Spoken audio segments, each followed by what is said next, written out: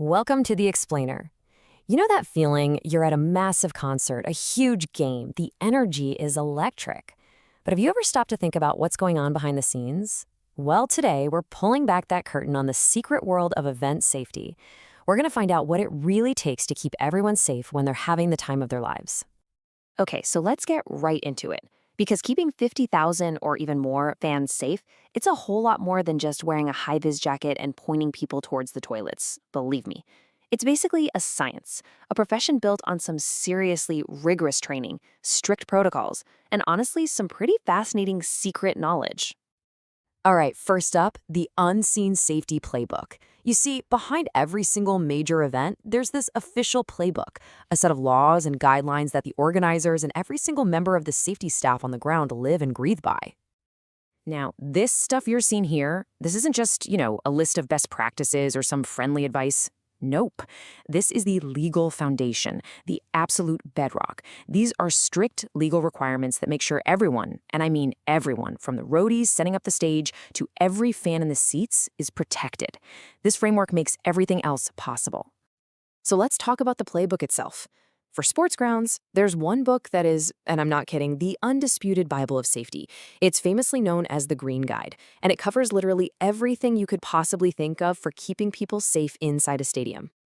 And what about music festivals, right? Or those huge outdoor events? Well, for that, the entire industry turns to the Purple Guide. You can think of it as the go-to manual for keeping people safe when you're basically building a temporary city in a field for a weekend. Okay, so we've got these official guides, but how does that actually play out on the ground with the people doing the work? Well, that brings us to a steward's secret mission. And trust me, their day starts way, way before any of us have even thought about leaving the house.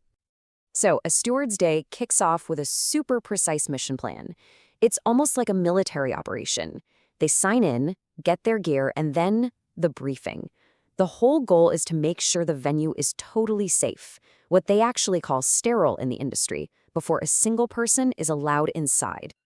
Okay, now this is where it gets really cool, the secret briefing. This isn't just a pep talk. They're getting confidential intel that you and I would never hear. We're talking daily passwords, secret code names for emergencies, risk assessments on the crowd, all stuff that lets them stay one step ahead of any trouble. So that brings us to our next part. Codes, crowds, and calm. Because look, having all this secret info is one thing, but using it to manage a potential emergency without causing a massive panic, that is the real skill. Right, an emergency, something unplanned that needs to be handled now. And when that happens, communication is absolutely everything. It's got to be lightning fast, crystal clear, and, most importantly, really discreet. I mean, you can't exactly grab a microphone and yell, "Everybody panic," right? And this is exactly how they do it. A phrase like code red might crackle over the radio. To you and me, it's just meaningless noise. But to every single steward, that's the signal. It means search your area for a suspicious package and do it now.